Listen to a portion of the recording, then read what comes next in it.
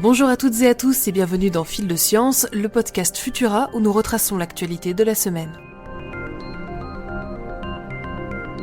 Nous le savions déjà, nos émissions de gaz à effet de serre ont un impact sur les températures de la troposphère, la couche de l'atmosphère la plus proche du sol. Mais récemment, des chercheurs de la NASA ont mesuré que celle-ci aurait également un effet sur la mésosphère, située entre 50 et 80 km d'altitude. Cette théorie, avancée depuis longtemps, a enfin pu être corroborée grâce aux données enregistrées par 3 satellites sur 30 ans. Si l'on en croit les informations extraites de ces observations, la mésosphère se refroidirait de 2 à 3 degrés et se contracterait de 150 à 200 mètres chaque décennie sous l'impulsion du réchauffement climatique. Des scores non négligeables pour une couche de l'atmosphère qui ne mesurerait que 30 km et qui implique également des conséquences pour nos satellites. En effet, la contraction de la mésosphère entraînerait avec elle celle du reste de la haute atmosphère, et par extension une diminution de la traînée atmosphérique. Cette dernière permet en temps normal aux objets que nous envoyons en orbite de revenir sur Terre après leur mission dans l'espace. Mais si celle-ci devient trop ténue, l'orbite terrestre pourrait devenir un peu trop encombrée avec des risques de collision plus fréquentes. Gardons donc en tête que le réchauffement climatique a des conséquences sur l'ensemble de la Terre, depuis les profondeurs de ses océans jusque dans l'espace.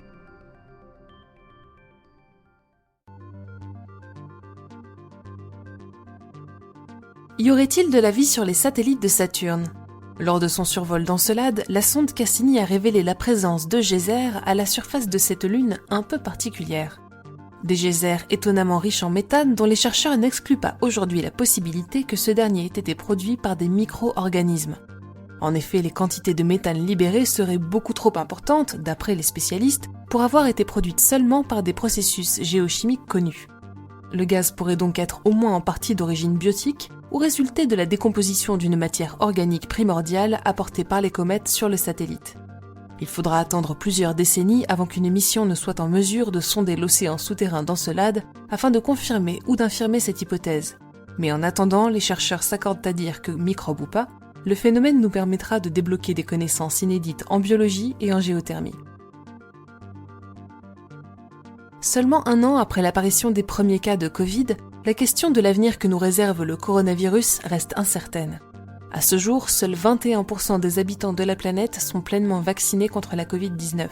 Et à supposer que nous parvenions à augmenter ces effectifs, une autre interrogation continuerait de planer. Les animaux pourraient-ils permettre à la maladie de se perpétuer indéfiniment ?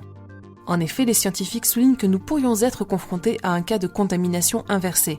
L'homme contaminerait un animal qui servirait de réservoir au virus, lui permettant d'acquérir des mutations face auxquelles notre système immunitaire serait mal préparé.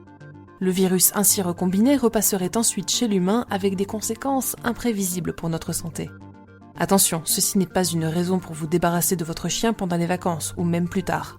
Des vaccins seront progressivement mis sur le marché afin de protéger vos animaux de compagnie et vous contre ce risque, pour l'instant à l'état d'hypothèse. En attendant, nous vous invitons à continuer de vous faire vacciner pour ne pas risquer d'attraper la maladie.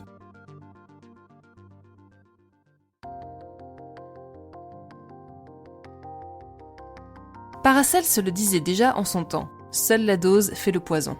La preuve, utilisée avec précision et modération, les drogues psychédéliques possèdent un effet thérapeutique éprouvé depuis bien longtemps. Et récemment, des chercheurs de l'université de Yale ont constaté qu'une seule dose de psilocybine, un composé issu de certains champignons hallucinogènes, induirait une augmentation des connexions neuronales chez la souris.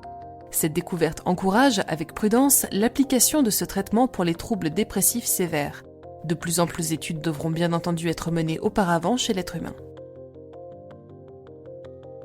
Et enfin, pour finir, une équipe de géologues propose une nouvelle théorie qui pourrait avoir des conséquences géopolitiques majeures.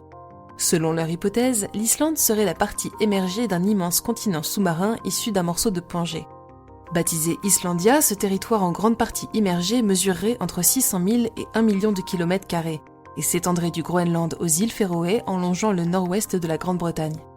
Or, selon la législation en vigueur, les États côtiers sont en droit de revendiquer les parties de surface continentale immergées contiguës à leur territoire. Si cette idée audacieuse remet donc en cause bon nombre de présupposés scientifiques, elle pourrait également, si elle se confirme, redessiner de manière drastique la carte des territoires et la distribution des ressources minières au nord du globe. Les modélisations d'Islandia et le reste de nos actualités sont à découvrir sur Futura, bien entendu. Pour ne rien manquer de l'actualité scientifique, rendez-vous sur les plateformes de diffusion pour vous abonner à Fil de Science et à nos autres podcasts. Si cet épisode vous a plu, n'hésitez pas à le poster sur les réseaux sociaux avec le hashtag Futurapod et laissez-nous une note sur vos applications audio préférées. Pas de Fil de Science la semaine prochaine, mais on se retrouve dans 2 semaines, vendredi à 18h30, avec toujours plus de nouveautés scientifiques. Bon week-end et bonne semaine à tous.